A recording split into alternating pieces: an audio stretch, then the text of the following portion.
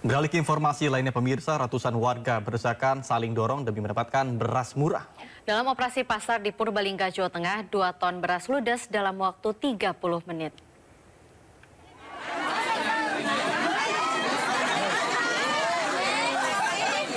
Ratusan warga didominasi emak-emak ini saling dorong berebut masuk ke toko di Pasar Sentral Polewali Mandar demi membeli beras murah.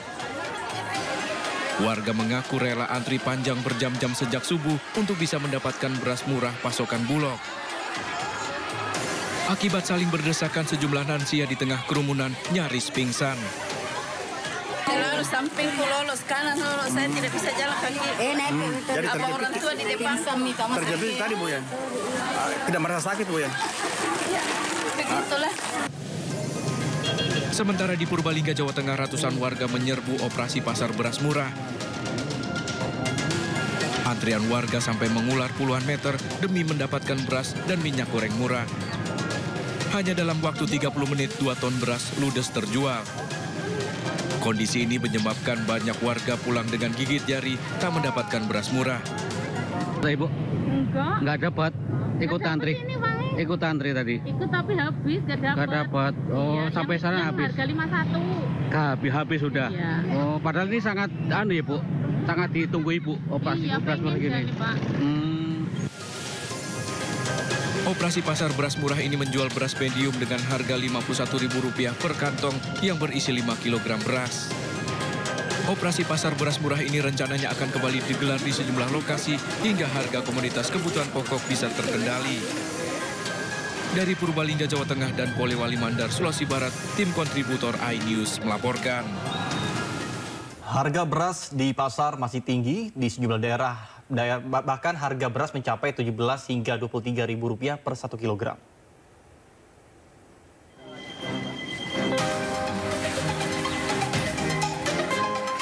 Hampir 2 pekan harga beras di pasar tradisional Martapura, Kabupaten Banjar, Kalimantan Selatan. Salah satu beras lokal Kalimantan, beras Siam Jambun, yang sebelumnya Rp17.000, kini dijual Rp23.000 per liter.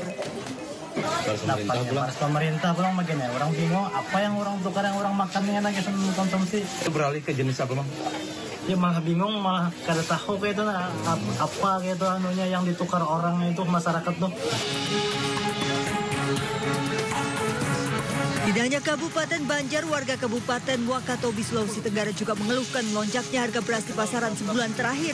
Sebelumnya harga beras kualitas sedang dijual Rp580.000 per karung, ukuran 50 kg, namun kini melonjak Rp720.000. Sementara harga beras premium menjadi Rp850.000 per karung, ukuran 50 kg. Tetapi untuk air-air ini paling meroket lah, bukan naik, tapi meroket. Naiknya itu jenis beras apa saja yang naik, Bu? Semua. Kalau untuk kualitas premiumnya, Bu, dijual per karung 50 kilo itu berapa? 850. Diturunkan sedikit lah, meskipun juga tidak terlalu banyak, tapi setidaknya pikirkan kita masyarakat, toh kasihan. Mana di Wakatobi kan pekerjaan kan tidak ada, lowongan pekerjaan kan kurang. Jadi kira-kira kalau harga beras dia naik, kita mau makan apa kira-kira? Sementara di Pasar Sentral Lakesi, Kota Parepare, Sulawesi Selatan, harga beras sepekan terakhir juga naik. Beras kualitas medium dijual Rp15.000, sementara beras premium Rp17.000 per kilogram. Harga beras ini mencetak rekor termahal sepanjang sejarah. Tim kontributor iNews melaporkan. Pemirsa, sebanyak 94.000 KTP warga DKI bakal dinonaktifkan mulai April mendatang. Selain meninggal dan alamat telah tergusur, kebijakan ini juga menyasar pada warga yang tidak lagi berdomisili di Jakarta lebih dari setahun.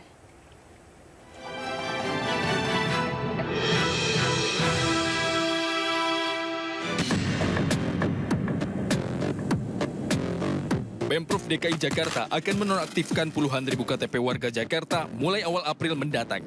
Setidaknya ada 94.000 KTP warga DKI yang akan dinonaktifkan sebagai bagian dari program penataan kependudukan. Selain meninggal dan alamat telah tergusur, kebijakan ini juga menyasar pada warga yang tidak lagi berdomisili di Jakarta lebih dari setahun. Banyak penduduk DKI Jakarta yang tidak sesuai dengan domisilinya, di mana fenomena penyalahgunaan KTP sering kita temukan di Pemprov DKI Jakarta. Disduk Capil juga menyebut kebijakan bukan mendadak dilakukan, melainkan telah disosialisasikan sejak September 2023. Namun, baru mulai direalisasikan pasca pemilu 2024 dan berdasarkan hasil rekomendasi Komisi A DPRD Provinsi DKI. Program penataan kependudukan sejatinya adalah bagian dari amanat Undang-Undang Kependudukan Nomor 24 Tahun 2013. Selain itu juga berdasarkan Surat Edaran Menteri Dalam Negeri tanggal 27 Desember 2021 yang berbunyi, penduduk berdomisili di alamat baru lebih dari 1 tahun, maka penduduk harus mengurus kepindahannya. Alih-alih menyetujui program tersebut, sejumlah warga justru mengkritisi susahnya proses pindah KTP. Ada juga warga yang mengaku emoh pindah KTP lantaran takut kehilangan segala akses kemudahan. Nggak setuju sih, soalnya ngerepotin aja. Untuk pindah domisili aja itu prosesnya tuh makan waktu, dan kita tahu kelurahan itu nggak buka setiap Sabtu Minggu. Udah berapapun gubernur, itu kelurahan nggak buka Sabtu Minggu, sedangkan kalau untuk izin di hari kerja itu mereka either potong cuti atau potong gaji. Jadi kalau misalnya mau bikin kayak gitu ya dibikin kebijakan yang memudahkan, misalnya pindah domisili itu gampang. Kalau aku pribadi sih nggak setuju, karena pastinya benefit yang didapetin dengan akses KTP DKI itu bakal dicabut dong kalau misalkan peraturan ini dibuat. Kalau aku sih setuju aja, tapi pertama tuh kayak harus sosialisasi dulu kan. Kalau aku takutnya nggak tahu apa-apa, terus kayak tiba-tiba pindah kayak gitu kan, aku bingung juga kan. Untuk mengetahui status aktif tidaknya NIK KTP, Anda bisa mengunjungi website resmi Disduk Capil DKI Jakarta, yakni Data Warga. Bagi warga yang keberatan dan ingin reaktivasi, bisa langsung mendatangi kantor kelurahan. Tim Liputan iNews. Pemirsa, dalam rangka kesiapan pelaksanaan Operasi Ketupat 2024, Kakor-Lantas Polri, Irjen Pol Aan Suhana melanjutkan survei jalur tol Semarang-Surabaya, Jawa Timur. Pembatasan kendaraan akan dilakukan pada puncak arus mudik maupun balik dengan membuat surat keputusan bersama sejumlah pihak terkait pengelolaan lalu lintas selama arus mudik dan balik tahun 2024. Usai meninjau res area KM 575A, Kakor Lantas bersama jajaran mendapat paparan kesiapan pengamanan Operasi Ketupat 2024 dari Dirlantas Polda Jatim. Beberapa trouble spot lalu lintas menjadi perhatian terutama untuk jalan tol ada res sebagai titik krusial peningkatan volume arus lalu lintas. Mendukung kelancaran arus lalu lintas, Korlantas akan menambah ruas jalan melakukan intervensi, melakukan kontraflow sampai pada one way pada saat puncak arus mudik. Pembatasan kendaraan juga akan dilakukan pada puncak arus mudik maupun balik dengan membuat surat keputusan bersama terkait pengelolaan lalu lintas selama arus mudik dan balik tahun 2024.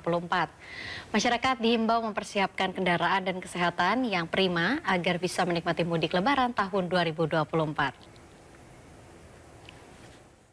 Ini sudah hari kedua ya. Kemarin kami bersama stakeholder dari Jakarta melaksanakan survei jalur kesiapan untuk Operasi Ketupat 2024. Kemudian yang terakhir melihat simulasi yang sudah kita lakukan yang mengharuskan kita melakukan intervensi terhadap pengelolaan arus lalu lintas di tol terutama. Kita akan melakukan beberapa pembatasan, ya, pembatasan kendaraan tertentu untuk tidak melintas pada tanggal-tanggal puncak arus, ya, karena ini membuat beban jalan yang belum banyak berubah menjadi sangat berat. Keinformasi lainnya pemirsa, Komisi Pemilihan Umum atau KPU menggelar rapat pleno terbuka rekapitulasi penghitungan perolehan suara pemilu 2024 secara nasional. Rekapitulasi nasional akan dimulai dari suara pemilu di luar negeri, di mana Komisi Pemilihan Umum telah rampungkan rekapitulasi Pilpres di 11 PPLN.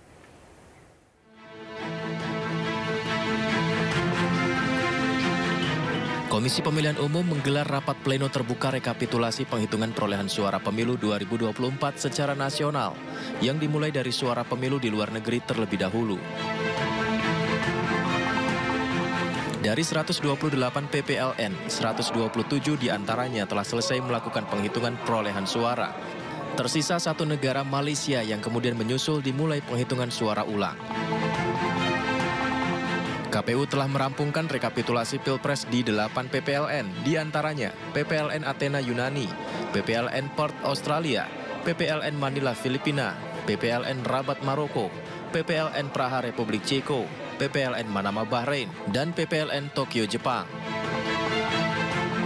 Berdasarkan Undang-Undang Pemilu, KPU memiliki waktu paling lama 35 hari usai pemungutan suara untuk menetapkan hasil rekapitulasi perolehan suara secara nasional. Jadwal rekapitulasi diantaranya, Pleno Kecamatan 15 Februari hingga 2 Maret, PPLN 15 Februari hingga 22 Februari, Kabupaten Kota 17 Februari hingga 5 Maret, Provinsi 19 Februari hingga 10 Maret, Nasional 22 Februari hingga 20 Maret. Dari Jakarta, Putu Bagus Sutrisno, iNews melaporkan. Komisioner KPU Bandar Lampung, Ferry Triatmojo, dilaporkan ke Bawaslu Lampung terkait dengan dugaan pelanggaran kode etik penyelenggaraan pemilu tahun 2024. Pelaporan terhadap komisioner ini dilayangkan organisasi masyarakat ke Bawaslu dan juga DKPP atas dugaan menjanjikan kursi DPRD kepada seorang caleg kota Bandar Lampung dari salah satu partai politik. Selain menjanjikan kursi DPRD, oknum komisioner KPU Bandar Lampung juga diduga meminta uang senilai 530 juta rupiah. Sejumlah bukti diserahkan ke Bawaslu dan DKPP berupa rekaman percakapan dan informasi berita yang tersebar di media sosial. Bawaslu Lampung akan melakukan kajian terhadap laporan untuk kemudian direkomendasikan ke pihak Dewan Kehormatan Pengawas Pemilu.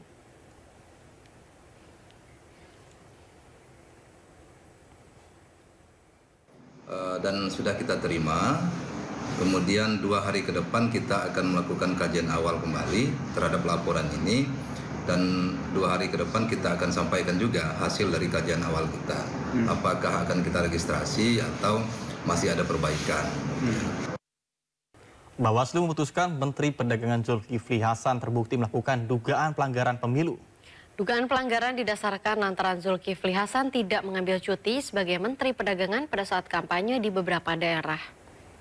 Menimbang bahwa Bawaslu terhadap hasil pemeriksaan mengambil kesimpulan sebagai berikut. 1.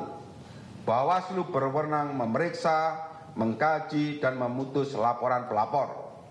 2. Perbuatan terlapor mengikuti kampanye pemilu pada hari Selasa 23 Januari 2024 di lapangan DKI Sejahtera Kabupaten Yahukimo, Papua Pegunungan, dan pada hari Rabu 24 Januari 2022 di Gor Anugrah, Jalan Sultan Daeng Raja, Kecamatan Bontoala, Kota Makassar, Sulawesi Selatan merupakan pelanggaran terhadap tata cara, prosedur, atau mekanisme yang berkaitan dengan administrasi pelaksanaan kampanye pemilu yang diatur dalam pasal 281 ayat 1 dan pasal 302 ayat 2 Undang-Undang Pemilu.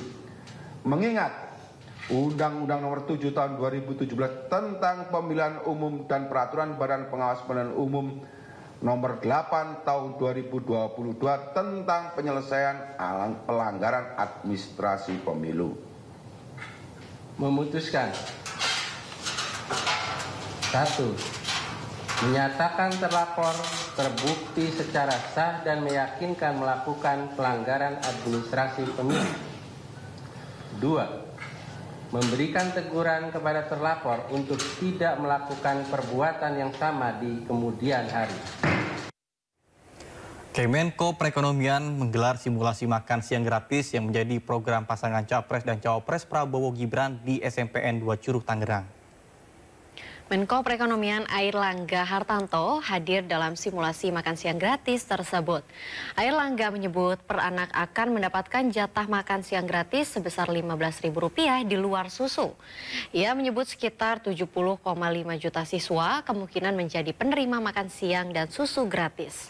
Meski Prabowo Gibran belum resmi diumumkan menang dalam Pilpres 2024 oleh KPU, programnya sudah dibahas dalam persiapan penyusunan RAPBN 2025.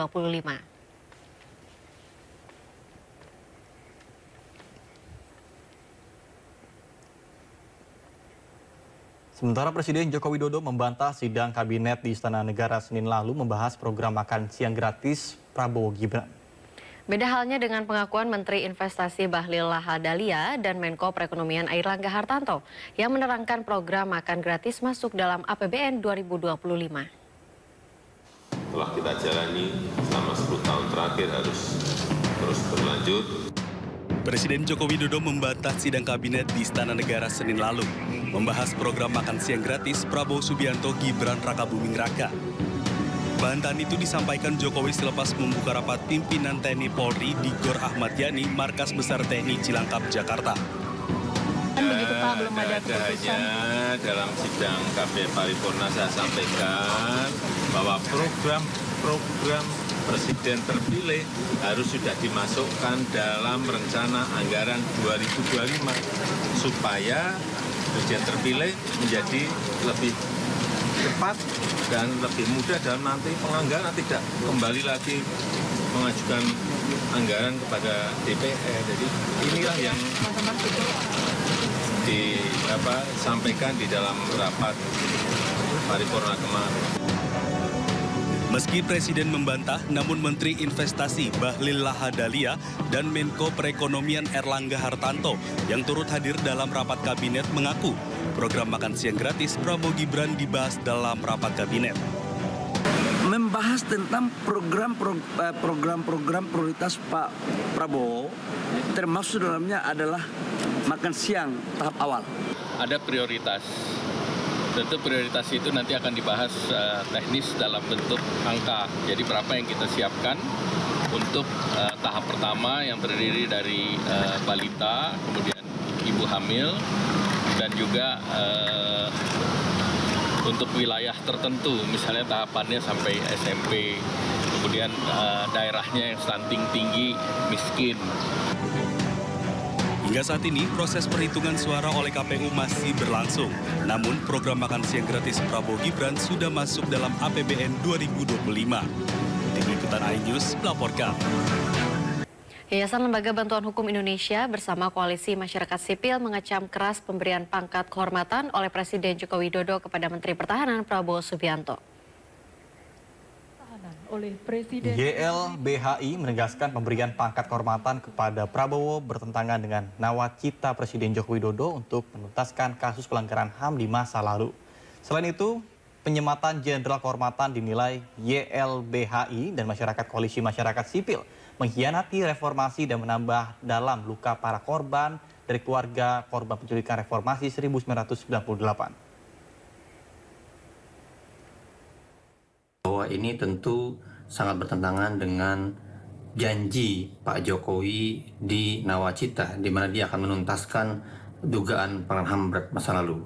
Ini juga bertentangan dengan semangat serta pengakuan dan penyesalan Presiden Jokowi terhadap 12 peristiwa pelanggaran HAM berat, di mana salah satunya adalah peristiwa penculikan aktivis, yang dimana kita tahu bersama bahwa keputusan Dewan Kehormatan Perwira tahun 98 memutuskan menyatakan bahwa Prabowo terlibat dalam kasus penculikan gitu.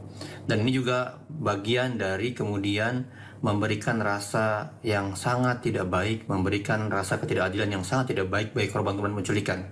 Hingga hari ini korban penculikan masih menanti janji, masih menanti kewajiban, masih menanti hukum bekerja. Pemberian jenderal kehormatan oleh Presiden Jokowi kepada Prabowo merupakan bentuk pengkhianatan kepada mandat dari Komnas HAM, mandat Kejaksaan Agung yang selama ini tugasnya untuk melakukan penyelidikan dan penyidikan dalam dugaan-dugaan HAM berat masa lalu.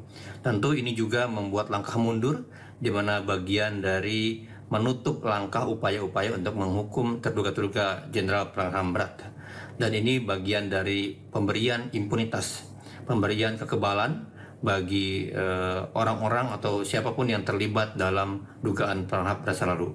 Kami mengecam dan kami mendesak Pak Jokowi untuk membatalkan pemberian ini. Presiden Joko Widodo resmi menganugerahkan gelar Jenderal TNI Kehormatan kepada Menteri Pertahanan Prabowo Subianto. Presiden Jokowi menepis pemberian gelar Jenderal TNI Kehormatan kepada Prabowo Subianto sebagai bagian dari transaksi politik. Pertahanan oleh Presiden Republik Indonesia. Presiden Joko Widodo memberikan penghargaan kehormatan kenaikan pangkat kepada Menteri Pertahanan Prabowo Subianto dalam acara rapat pimpinan TNI Polri di Markas Besar TNI Cilangkap, Jakarta Timur, Rabu pagi. Presiden Jokowi memberikan kenaikan pangkat kepada Prabowo menjadi Jenderal TNI Kehormatan. Sebelumnya, pangkat terakhir Prabowo Subianto adalah Letnan Jenderal TNI Purnawirawan. Presiden Jokowi menuturkan pemberian gelar Jenderal TNI Kehormatan kepada Prabowo Subianto karena telah berbakti kepada bangsa dan negara. Presiden Jokowi pun menanggapi pro kontra yang muncul karena pemberian gelar Jenderal TNI Kehormatan kepada Prabowo Subianto. Menurut Jokowi, pemberian gelar seperti ini bukan hanya sekali ini saja dilakukan negara. Presiden Jokowi juga membantah pemberian gelar kepada Prabowo sebagai bagian dari transaksi politik. Ya, ini kan juga sudah bukan hanya sekarang ya, dulu diberikan kepada Bapak Susilo Bambang Yudhoyono, pernah diberikan kepada Pak Luhut Binsar Panjaitan. Sesuatu yang sudah biasa di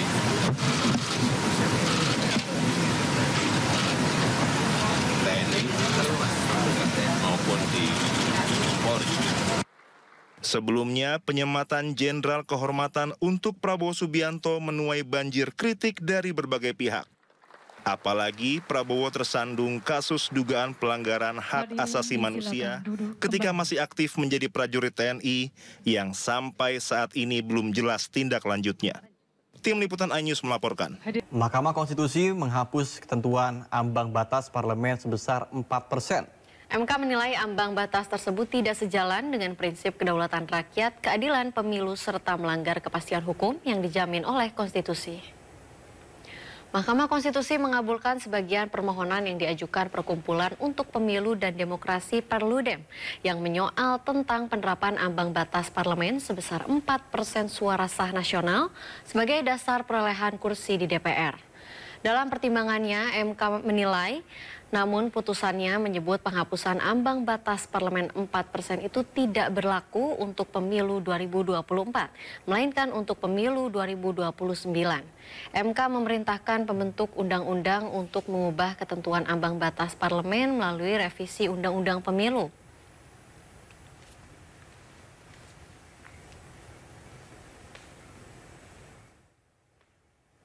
Rektor Universitas Pancasila Nonaktif ETH diperiksa Polda Metro Jaya dalam kasus dugaan pelecehan seksual pada Kamis pagi ini. Klarifikasi Prof, dikit Prof, soal tuduhan ini. ETH semestinya diperiksa oleh penyidik pada Senin lalu, namun berhalangan hadir dan meminta penundaan pemeriksaan. Sebelumnya, ETH dilaporkan terkait dengan dugaan pelecehan seksual oleh 2 staf kampus. Laporan pertama dilayangkan ke Polda pada 12 Januari dengan korban RZ. Sementara kedua dilayangkan ke Barreskrim Polri pada tanggal 29 Januari dengan korban DF. Laporan kedua ini lalu dilimpahkan ke Polda Metro Jaya. Penyidik telah memeriksa 8 saksi, salah satunya adalah RZ. Buntut kasus ini, ETH dinonaktifkan dari jabatannya.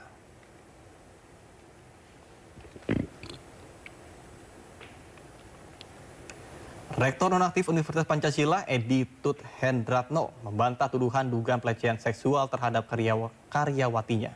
Hal tersebut diungkapnya saat menghadiri panggilan penyidik di Treskrimsus Polda Metro Jaya. Tuduhan yang dilayangkan dari pihak korban gimana? Enggak, nanti saya sudah ditunggu sama penyidik jadi. Kemarin kan ada bantahan dari pihak kuasa hukum, barangkali dari Prof ada bantahan. Nah, semua dari kuasa hukum. Beliau. Tuduhan-tuduhan tersebut aku enggak Prof? Ada. Oh, enggak dong. Itu enggak dong. Enggak dong. Yang kabarnya korban dipegang ada sensitifnya terus dicium sama itu enggak? Enggak lah. Ya. Pemirsa, Rektor Universitas Pancasila Nonaktif Edi Tut Hendratno hari kemarin diperiksa oleh Polda Metro Jaya setelah dilaporkan atas kasus dugaan pelecehan seksual oleh 2 karyawan. Edi Tut Hendratno diberhentikan sementara pasca di demo mahasiswanya lantaran diduga terlibat kasus pelecehan seksual.